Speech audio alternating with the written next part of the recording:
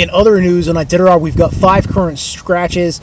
Charmaine, Brenda Mackey, Mike Parker, Jeff Dieter, and Daniel Klein. And so, Daniel Klein controversially was at 16 dogs in going through Ruby or something like that. And he, I was kind of like, well, why did he have a dog?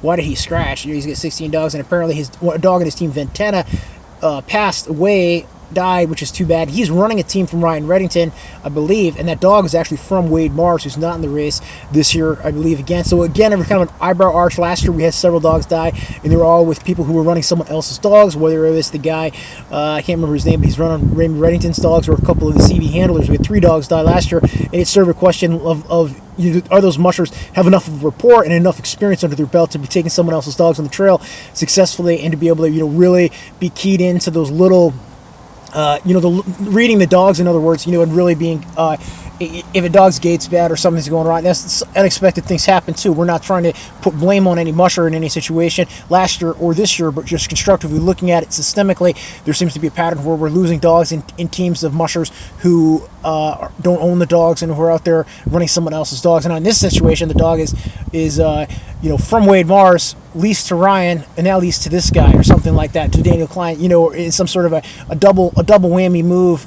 in trying to get the dog experience. And obviously that did not work out, as we wanted, or as they wanted. I'm sure everyone's upset about losing a dog, you know what I mean? So we're not trying to dwell on it, but it's just worth talking about. It happened, right? You know what I mean? It's in the news, and obviously Pete is trying to, beat the drum on it being bad for the race, being the race is bad for the dogs, etc., etc. So that happened. Brenda Mackey, the other one who scratched, apparently she said she had a dog and she got it to care, and it was having an issue, like a liver issue or something like that, and she said she pushed her SOS, her tracker button for help 5 times, and there was no response. So that's another kind of sketchy situation, but it looks like that dog survived, so she was able to read her dogs and and call quits in the race, but get the dog to veterinary care, get the dog off the trail sooner than later, which was good. We can commend her for that in the race, for that, that series of decisions and logistical action.